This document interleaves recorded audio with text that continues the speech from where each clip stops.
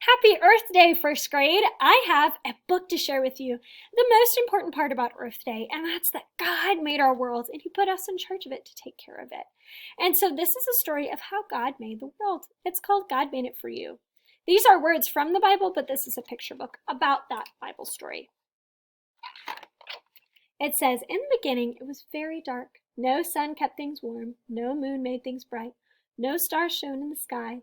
There were no light bulbs, no candles, no campfires. There was no blinking, no twinkling, no flashing. There was only God.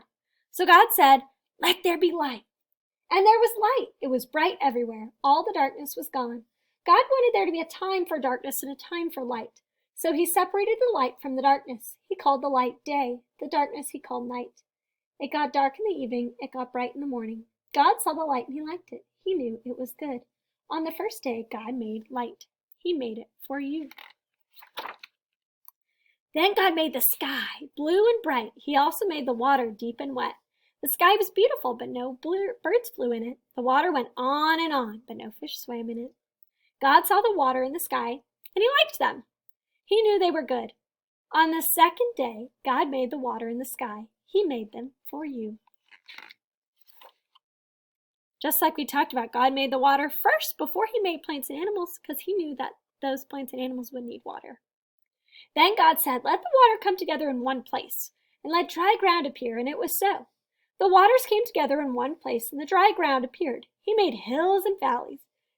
He made mountains and plains. He called the waters sea. The dry ground He called land. God said, "Let there be pine trees, apple trees, watermelons, and bananas. Let there be grass, bushes, dandelions, and daisies. Let there be lots of plants that have seeds." And it was so. The land turned green. Wonderful things grew in the ground. Grass to walk on, bushes to hide in, dandelions to throw in the wind. All kinds of wonderful plants everywhere. God saw the land, the sea, and the plants, and He liked them. He knew they were good. On the third day, God made the land, the sea, and the plants. He made them for you. Then God said, "Let there be lights in the sky, big ones and little ones, bright ones and dim ones.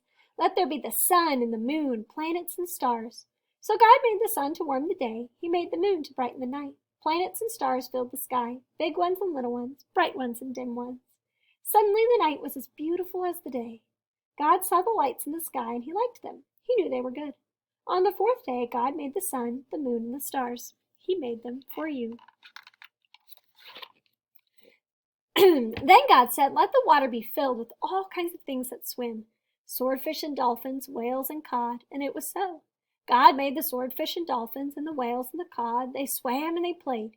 The ocean was filled with many kinds of fish. And God said, "Let the sky be filled with all kinds of birds, eagles and hawks, sparrows and doves," and it was so. God made eagles and hawks, sparrows and doves. They chirped songs of joy to God, and music was born. God saw the creatures in the sea and the air, and He liked them. He knew they were good. On the fifth day, God made fish and birds. He made them for you. Look, there's an octopus down there. Ooh. Then God said, "Let the land be filled with all kinds of animals, dogs and cats, sheep and cows, bears and giraffes." So God created all kinds of animals to live on the land, dogs and cats, sheep and cows, bears and giraffes. They ran and they jumped, they ate and they played. God looked at all He had made and He liked it. He knew it was good. On the sixth day, God made animals. He made them for you. Wow, what kind of animals do you see on this page? I see so many. I feel like the more I look, the more animals I see. Wow, amazing, all the different kinds of animals that God made. And we need to protect them because they're special creations. God saw the wonderful world He had made. He looked at the flying birds, the barking dogs, the swimming whales, and the rolling hills, but something was missing. God said, "Let us make man in our image, and let him take care of the fish of the sea, the birds of the air, and everything that moves." God took dirt from the ground and shaped it into a man. He put the man in the garden called Eden and breathed into his nose the breath of life. God named the man Adam. Adam looked at the wonderful world God had made and was excited by all the wonderful animals. There were big ones and little ones, red, blue, yellow, and green ones. But even when Adam gave names to all the animals, he couldn't find one to be his very best friend. God said, "It's not good for men to be alone." So God made the man fall asleep and took part of Adam's side and made him a friend. When Adam woke up, he saw the woman God had made, and he loved her. He named her Eve.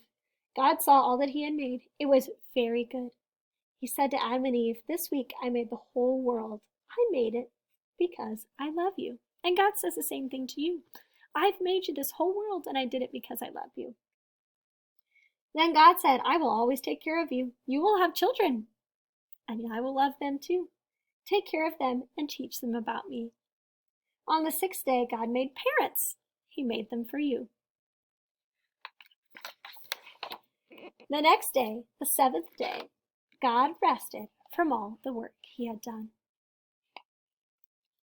Wow, that's such a wonderful book, all about the amazing creation that God has given us and made for us. He made it because he loves you. He made this whole world a very special place for us. And so our job on Earth Day is to remember and remind other people how we can protect this precious creation that God has given us. Goodbye, first grade. Thanks for reading with me.